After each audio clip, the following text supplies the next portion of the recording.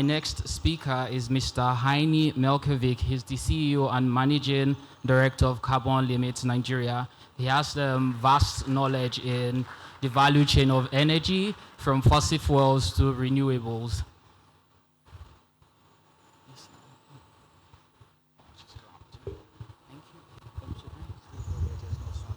Sure. Good morning, everyone. Good morning, distinguished guests. First of all, I think there is one thing that is very important to clarify, and it's about numbers. I think we all know that Nigeria is going to be the third largest country in the world in a matter of just 20 years. So by 2050, there is 450 million Nigerians. So I think it's very important that when you see this, the next slides I'm going to show you, it's in the light of actually a story about the world that actually is going to happen in Nigeria as well. And I think that's very important to keep in mind. And it's probably, Nigeria is probably the country where most of the challenges that we face globally is actually quite a lot of the solutions will have to come out of Nigeria. So I think that the responsibility is quite high. One more thing I'd just like to clarify, since this is actually what we do. The potential from just the mangrove forest on the Western Peninsula alone is 1 million tons of CO2 a year. Now, 1 million tons of CO2 is an enormous amount. That would actually make, for example, like the country I'm from, which is Norway, that's 5% of the total emissions that Norway produces in a year. So that's just the Western Peninsula. So if you time that, that was just 74 square kilometers. If you then say there's 10,000 square kilometers in Nigeria, you can imagine that's an enormous number of CO2 sequestration. Now, obviously, the mangrove forest is there today. So obviously, it's not sequestering that amount when there is mangrove, but it keeps that amount per year in the ground. So if it was taken away, you can actually time that number by 25. And that would be the amount of CO2 that would be now not longer stored. So because a tree, conceptually speaking, stores CO2 for 25 years until it kind of reaches maturity. Anyway, if we delve into what we do, so we are an advisory service here in Nigeria. We've been here 20 years, and we do environmental advisory. We develop carbon credits from everything from nature-based solutions and actual industrial emission reductions, i.e., for example, think about a flare site in Niger Delta, think about methane leaks or a large cement factory, etc. So we go in, we reduce the emissions, and we create carbon credits. My presentation is going to take us a little bit setting the scene in terms of why Nigeria is actually very important for this situation, and then a little bit about how carbon credits could actually make a very big difference, and why that's quite an interesting tool that could very much be used also in Nigeria to a much larger degree. And there's an opportunity in that. And as we heard about plastic recycling, that's another area where carbon credits would increase the incentives for local producers or local recyclers to do more of it. If the price of what they were recycling was increasing, obviously you would do more of it. Anyway, if we move to the next slide, obviously I should have brought my super glasses for this one. I think it's just to very much illustrate to every one of us that what is currently being told about the climate crisis is one of many problems we have. I think if we ask people around the world, what are your major risks and what are your major concerns, in a 2-year perspective, i.e. you're looking straight right in front of you, there are certain things that are very, very important to you that potentially is, call it financial or security, etc. If you look at it from a 10-year perspective, i.e. you're asking people, what are your main concerns 10 years in the future? Those green boxes are all to do with climate in one way or the other. So this is a global survey made by the World Economic Forum, which basically tells you that if you ask people, what are your major concerns, the vast majority of those concerns are to do with climate. If we move to the next slide, please. Now, this is why I thought it was important to mention that, to make sure that we understand that Nigeria is in for a very, very interesting perspective. 90% of the remaining population growth globally, 90%. So basically every single person that is yet to be born to be added to the total amount of people on the planet comes out of Africa. Out of that, Nigeria is obviously very, very important. It's the most populous country on the continent. It will continue to be so. And I think this is just to say that if you think about it from the point of view of when I was born, which is here, 1980, until now, I still feel like a very young man. We have doubled the population on the planet. All right? Now, what does population do? Well, populations consume stuff, right? That's what we all do. Obviously, we actually increasingly consume. For example, all those plastic bottles that you see on this tables. 25 years ago, this would be seen as an oddity. 50 years ago, this would never have been seen. And 100 years ago, this would be a luxury unbelievable to even the most royal of persons. If we move to the next slide, this actually has an extreme effect on what's happening in the global scene. The light blue line there shows us the parts per million CO2 in the atmosphere. All right, since the start of the Industrial Revolution. That was in 1750. That's when people started having machines, starting to produce stuff besides just your hands. Now, if you move forward, you see that black line that looks like it's going through the roof. That's the carbon emissions coming from industrial processes.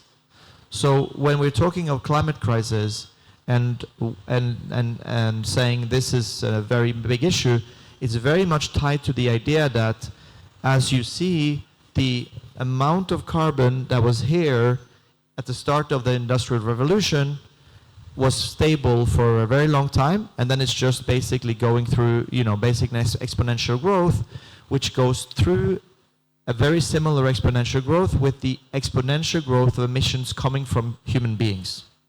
There's no extra volcano, there is no extra fire or etc. that is doing this. Because you often see that when we go to, when you hear TV stations, etc., saying, well, what happens? Well, the volcano, it's spewing out so much CO2. That's correct. But that also happened in 1750. It happened, we all have seen Vesuvius and Etna and all these other volcanoes, then you're still digging up people 2,000 years later under the ashes. This is not a new phenomenon. What is new is that human beings consume much more, and this is driven by the population growth and the economic growth of people. We move on to the next slide. So basically, if we tie that back again to then saying what is, and this is just very basic stuff very quickly, what is really the effect of a greenhouse? Well, greenhouse, the sun, we all feel the sun today, it's hitting us. Now that heat that the sun gives us every single day normally will escape again out through the atmosphere.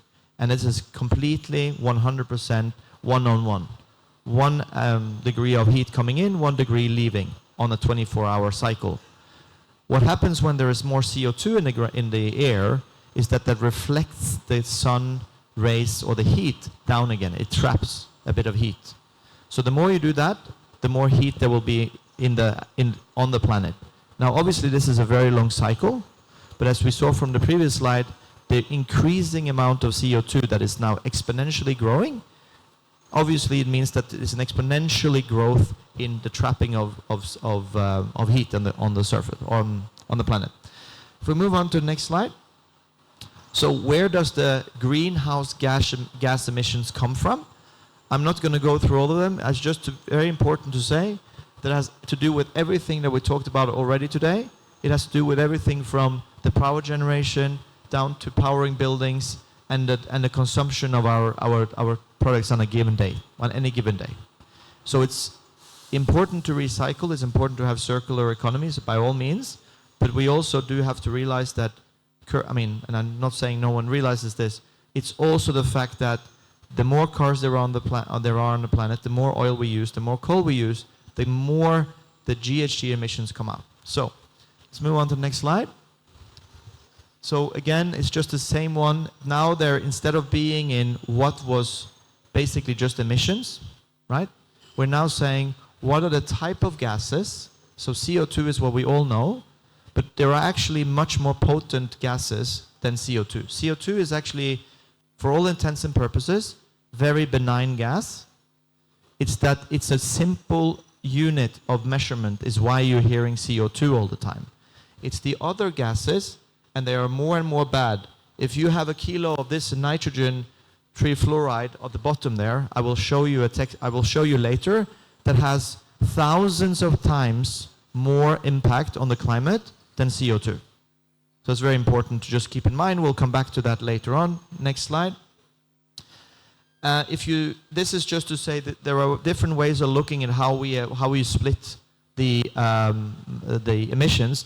This one basically says it's by sector. So you say, okay, energy sector, agriculture sector, industrial sector, buildings, whatever.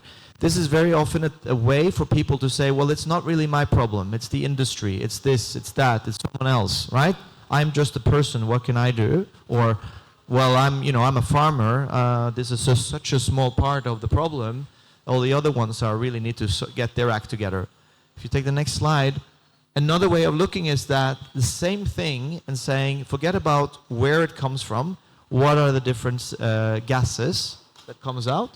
And we see, yes, sure, CO2 is a very large part of it, but these other gases, the fluorinated gases, the nitrous oxide gases, and the methane is really where things get really tricky. And you'll see that very soon.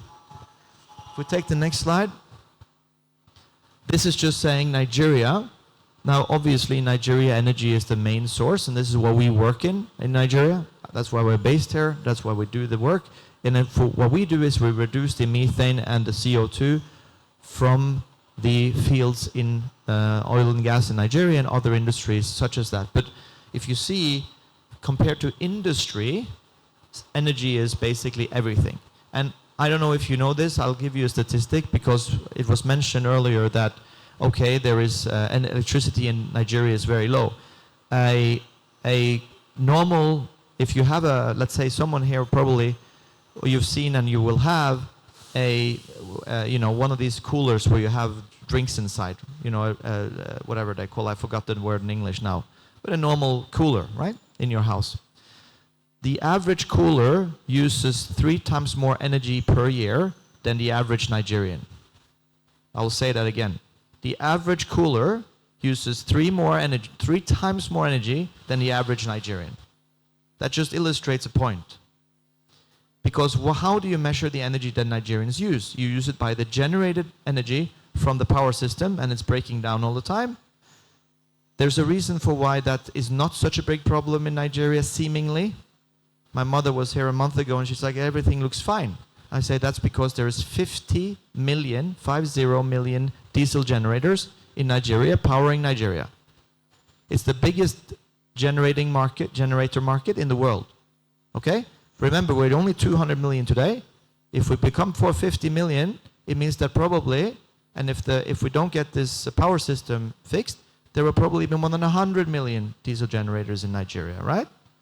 And if you have asthma, probably not a good thing, because obviously the particles, which is different from climate change, is still not very good for you. Next slide, please. So, again, very important for the future when you think about CO2. So, carbon dioxide, which we say has a potency of 1. Okay? So 1 is the potency it has on the climate. If I then say, I'm going to put you down, and of course now I will tell you what the lowest is, but it doesn't matter, I'll tell you. So imagine if you have methane, which is what we work with, is 30 times worse. It's actually more, but we're being conservative because I don't want to be caught for saying that something that is inflated. If you then have the same amount of, for example, this nitrogen trifluoride coming out, it's 16,000 times worse than the same amount of CO2. And the last one, which is hidden, it's 50,000 times worse, right? So you can imagine the importance of all these different types of projects, or all these different types of gases need to be contained and managed, and obviously it's extremely important that we tackle all of them. But if you saw earlier in the slides, people seem to always think about it in CO2. It's just convenience that we're using CO2 as the measurement, all right? It's the other gases. Methane in Nigeria is by far the worst sinner, right? So Nigeria is number 4 in the world when it comes to methane leaks. If we then move on to happiness, now I've been making sure that you all pay attention to all the sadness and all the difficulties in this world. So of course the world is looking at how can we fix this. And one way, and that's what we work with, is really around carbon markets. So what are carbon markets? Why are they relevant? Well, it's actually a way to incentivize us to do the right thing. So for example, in my home country, a bottle of water has a very high value. All right? You put it into the store. When I was small, we went around the houses and different places where I live in my neighborhood. You collect all the bottles from all the people who live there, neighbors. You go, you buy candy, a lot of candy. So all kids went to do that in the old days. This is kind of the same thing. It's a way of incentivizing producers and etc. that has a problem, for example, methane leaks, to reduce those emissions and then get paid to do it. You get paid to clean your own house, basically, which is quite a nice thing. So, for example, obviously there are many different ways of doing this. I think rather than going into the details, I want to show you, there's a very normal misconception. If you go to the next slide, there is a difference between carbon taxes and an ETS. So an ETS is an emission trading scheme, all right? What that means is that basically you agree within a country that we will incentivize those that are good, but we're going to punish those that are bad. A carbon tax or a carbon trading system is different in the sense that it can actually be designed to only incentivize. And generally how this works, which is quite cool, is that it incentivizes countries that are in development, and it's the industrial countries in the world that will incentivize you to do the right thing. So that actually brings in a lot of capital from outside into these countries. It's different from ETS, because ETS is basically just, for the sake of argument, it's a way to manage a country, and it's basically a tax. And I will show you on the next slide to make this a little bit more clear. So remember, in ETS, you have an emitter that is very good, and you have an emitter that is very bad. The way that it works is that the bad emitter needs to buy something from that very good producer, because that's how the state of that country incentivizes good behavior. So that's kind of a punishment system, right? That's how it works in Europe. Now, I'm European, but I'm not from the EU, but we, of course, in Norway, we also have the same system. So this is a system that basically makes good performance.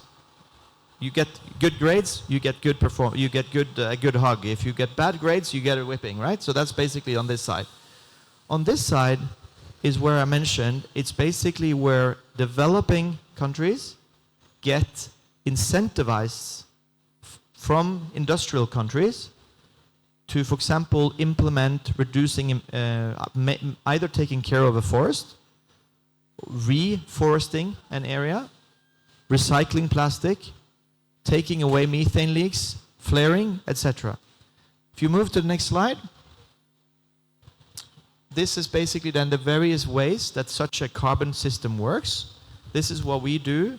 We have worked in many of these different markets. So we made more than 10 million tons of CO2 emission reductions in Nigeria alone. We've been here 15 years. So we've done 10 million tons, which is, it's probably 70 to 80% of all the carbon reduction projects in Nigeria. Next slide.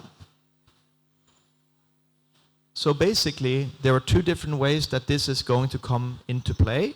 You can either have a market mechanism where you go to a voluntary market, you sell any of these projects. So back again to this right on the beach mangrove concept, right? You could then develop and protect this forest and sell it to international market. It actually works pretty well in Nigeria in the sense that you're allowed to export those credits. On the other hand, there are also countries that want to work directly with Nigeria. So that's where a particular country, let's just make up a country right now, call it Poland, would like to work with Nigeria, which then creates a bilateral agreement between Polish companies that would then incentivize or look for projects in Nigeria for reduction of emissions, and they will pay hard currency for that. So that's basically the two systems that are working at the moment. This week, on today, starts the COP29, so that's the convention of the parties of the climate convention, right, in Baku. Starts today, it's there for the 14 next days, and this is the big discussion topic, is whether or not they will open the bilateral, not only the bilateral, if they will open up for a voluntary market across the whole globe. There are many voluntary markets, but it's really not underwritten by the sovereign states of all the different countries in the world. So that's basically the big discussion topic, and a global price for carbon. That's basically what this is all about. If we take the next one, so Africa is really the place for this, and this is again back to what I said in the beginning. You have a challenge in the sense that obviously population is growing, you're industrializing, etc., but it's also an enormous opportunity because of that problem that we all saw, the emission problem. Africa is the continent for creating the vast majority of what is called carbon offsets, meaning that there are going to be a lot of interested buyers of all the projects that you can develop for carbon credits. All right? So that's again back to recycling plastic, taking care of nature, water projects, clean cooking, taking away methane leaks, having better industrial processes, etc., etc. So just to say, Africa has huge potential on this. And then if we take the next slide, here are just some of the ideas that I'm just going to go through this very quickly. So there's everything from green finance, smart agriculture. There is energy efficiency, clean technologies, etc. All of these things are potentials that can come with the financing and the added benefit of carbon credits. I'm going to take the last slide because I know we're very short on time and we're good. So, carbon markets in Africa is growing. There are more and more projects that are now being sold, as in they are developed in Africa and then sold to the global market for carbon financing. And again, I really encourage you the next couple of weeks, follow what happens at the COP. There's going to come out maybe, the first week and 9/10 of the second week will be all about screaming and shouting and how the wealthy countries don't want to do and this and that and whatever, and everything's going to go over time and whatever. At the very end, there will be a historic new agreement, and that might have very, very interesting opportunities for Africa. That's basically my story. And so think about that, and then put that into this perspective of mangrove, protecting that mangrove, and making sure that this plastic don't end up on the beach. There is really where the potential is, and that's why I think it's such an important event to be here, to discuss this now, at this auspicious time of the first day of the COP, which starts with the first day of the Rite on the Beach in 2024. So thank you very much, guys.